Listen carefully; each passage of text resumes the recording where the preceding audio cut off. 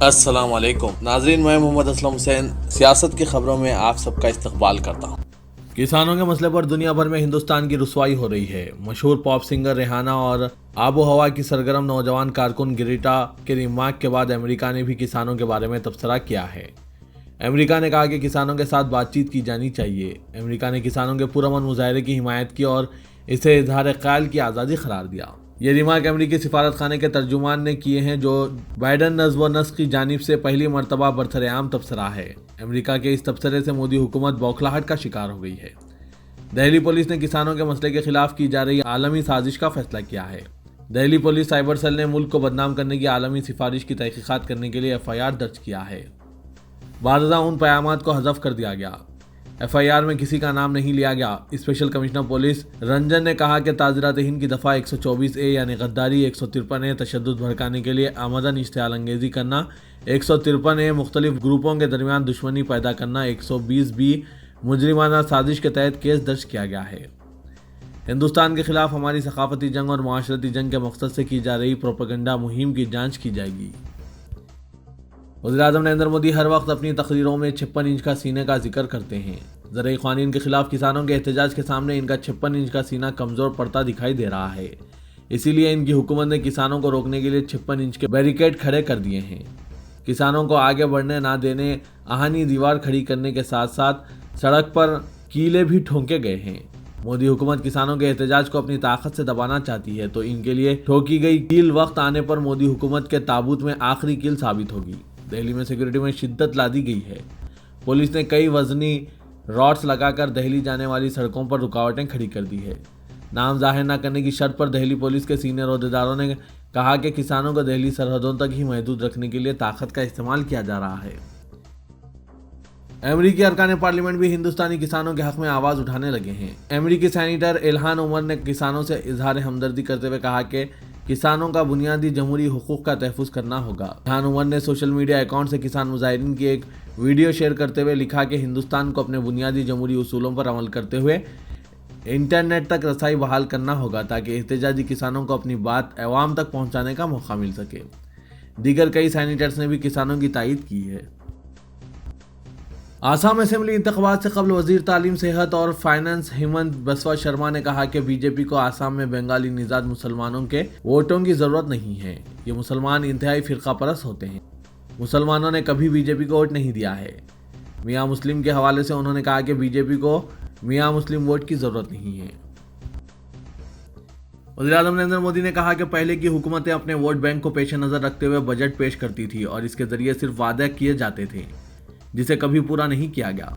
मुल्क में कई दफ़ों से बजट का मतलब किसी के नाम पर किए गए ऐलानात तक महदूद रहता था।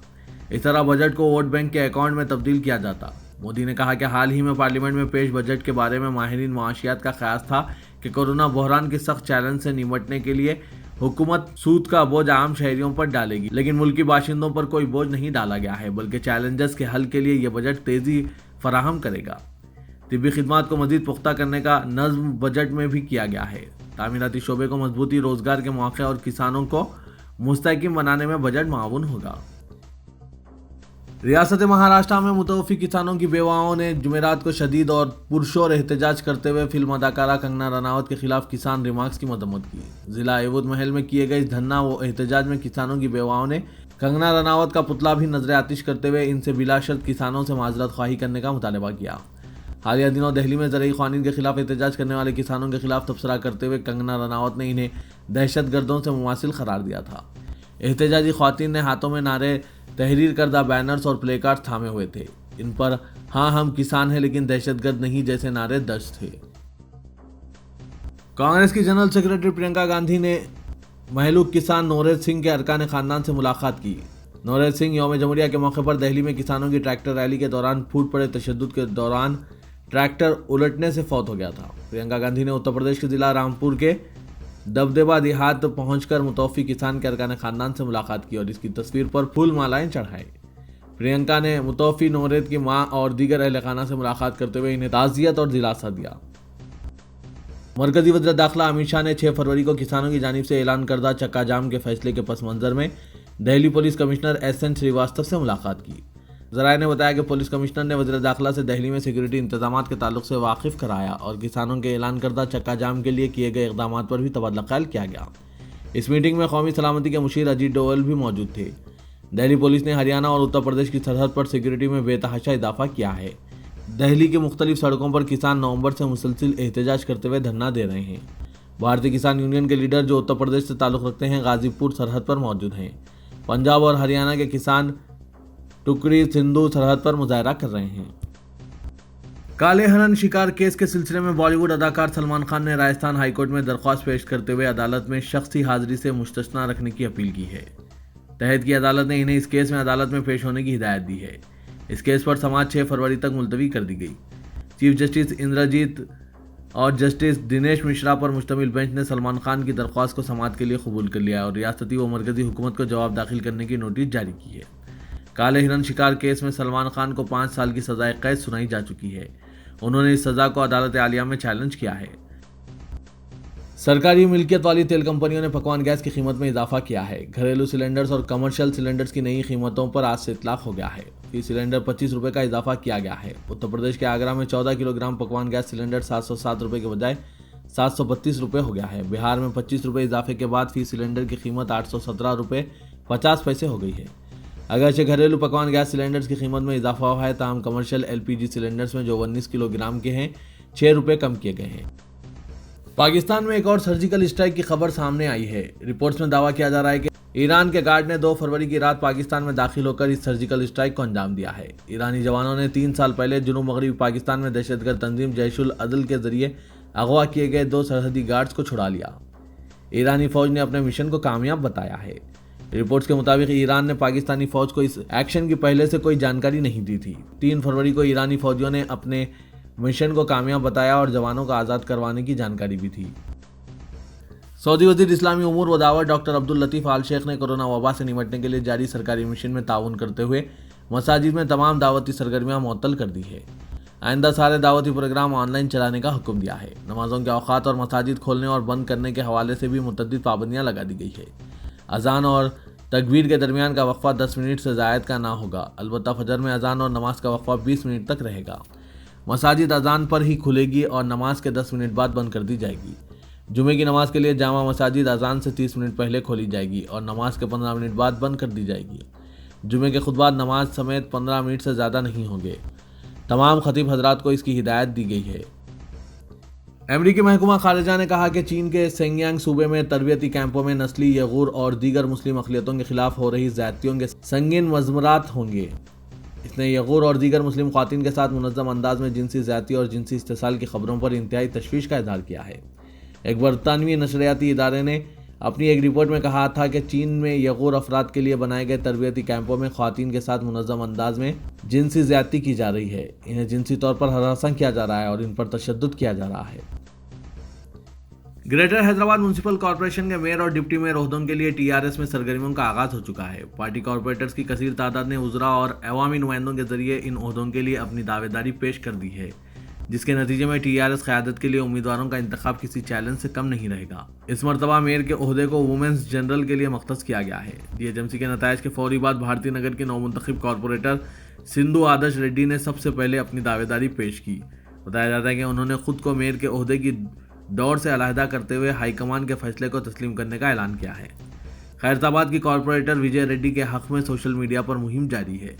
बताया जा रहा है कि रुकन असेंबली D नागेंद्र इनके लिए KTR से सिफारिश कर चुके हैं। डॉक्टर K केशव राव की दुख्तर B विजय लक्ष्मी मेयर के ओहदे के अहम दावेदार में शामिल हैं।